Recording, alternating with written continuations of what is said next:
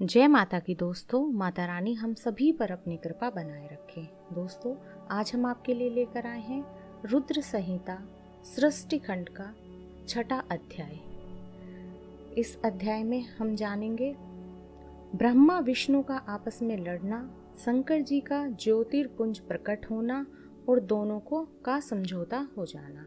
यानी किस प्रकार से पहले ब्रह्मा जी और विष्णु के बीच में झगड़ा होता है इस बात को लेकर के कौन बड़ा है, और जब शंकर भगवान जी का ज्योतिपुंज प्रकट होता है तो उसको देखकर दोनों उसके प्रति अपनी श्रद्धा भाव प्रकट करते हैं और आपस के झगड़े को भूल जाते हैं। दोस्तों, अगर आपको हमारी ये प्रस्तुति पसंद आए तो हमारी वीडियो को शेयर कीजिए, लाइक कीजिए और हमारे चैनल को सब्सक्राइब कीजिए। बेल आइकन को प्रेस कीजिए जिससे हमारे आने वाली वीडियो की नोटिफिकेशन आपको मिलती रहे। तो चलिए अध्याय की शुरुआत करते हैं। ब्रह्मा विष्णु का आपस में लड़ना, शंकर जी का ज्योतिर्पुंज प्रकट होना और दोनों को समझाना। ब्रह्मा जी ने कहा, नारद, मेरे और भगवान विष्णु के इस शब्द युद्ध को देखकर भगवान सदा से प्रकट हो गए, लेकिन वह प्रकट हुए एक तेज पुंज के रूप में। उस तेज पुंज को देखकर हम दोनों का युद्ध रुक गया। भगवान विष्णु भयभीत होकर कहने लगे, हे ब्राह्मण, यह तेज कहाँ से प्रकट हुआ है और इस बात का पता लगाना चाहिए। जो इस बात का पता लगा सकेगा वही सबका स्वामी होगा। मुझे तो यह आदि अनंत से रहित मालूम होता है, अतः हम दोनों इसका पता लगाते हैं। तुम ऊपर के लोक को खोजो और मैं नीचे के लोक में जाता हूँ। भगवान विष्णु की ऐसी बात सुनकर मैं अहंकार में भरकर उनके कहने के अनुसार पता लगाने के लिए चल पड़ा। लेकिन यह एक मानी हुई बात है कि जो कार्य अहंकार के साथ किया जाता है वह कभी पूर्ण नहीं होता, अपितु सुख तथा शांति को भी नष्ट कर देता है। रावण और वाणासुर इत्यादि अहंकार के कारण ही तो नष्ट हुए थे। बस अहंकार त्यागे बिना कोई भी काम पूरा नहीं होता है। भगवान श्री विष्णु भी श्वेत सूक का रूप धारण करके पाताल लोक की ओर गए। उसी दिन से संसार में सफेद शूक प्रसिद्ध हुए। मेरे और भगवान विष्णु के इस चरित्र का जो मनुष्य प्रातःकाल ध्यान करता है वह इस लोक में बड़े सुख और ऐश्वर्य को प्राप्त करता है। मैं और भगवान विष्णु दिव्य सहस्त्र वर्ष तक उस ज्योतिर्पुंज का आदि व अंत खोजते रहे, परंतु पार नहीं पा सके। हम दोनों वापस लौट आए, किंतु जिस स्थान से चले थे उसको भी न पा सके। उस स्थान की खोज में भी हमको दिव्य सहस्त्र वर्ष लग गए।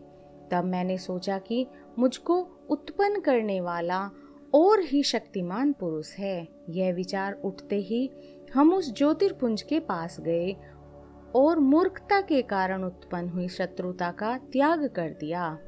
उसी समय आकाशवाणी हुई, तुम दोनों ही योग करो। आकाशवाणी सुनकर हम दोनों ही योग करने लगे और दिव्य ज्योति को संबोधित करके प्रार्थना की, हे प्रभु, आप शीघ्र ही हमें अपने वास्तविक रूप का दर्शन दीजिए। हमारी इस प्रार्थना को सुनने के पश्चात भगवान शिव की गंभीर वाणी सुनाई दी, ओम ओम। तब उस शब्द को सुनकर मैंने विचार किया कि यह क्या है। उसी समय श्री विष्णु जी ने उस ज्योतिर्पुंज लिंग के दक्षिणी भाग में भगवान अर्धवर्ण आकार को और उत्तर भाग में आकार को देखा, फिर मध्य में और अंत में ओम को देखा।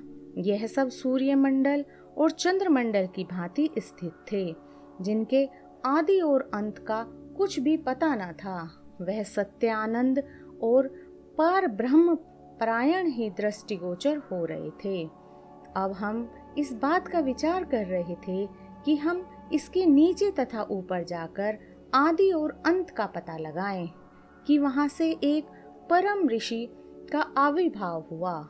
उस परम ऋषि से विष्णु जी को पता चला कि अकार, उकार, मकार, नाद और बिंदु का अर्थ होता है कि प्रथम अक्षर लिंग की ज्योति है, दूसरे आकार उकार ज्योति का मध्य है, अर्थ मात्रा नाद ज्योति का मस्तक और बिंदु लिंग की ज्योति है। इसके अतिरिक्त यह अर्थ भी होते हैं कि अकार से ऋग्वेद, उकार से यजुर्वेद और मकार से सामवेद और नाद से अथर्ववेद और बिंदु से ब्रह्म विद्या का स्वरूप है।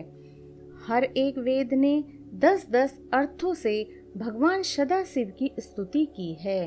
ऋग्वेद रजोगुणी है, वह लिंग का दक्षिण वाला भाग है।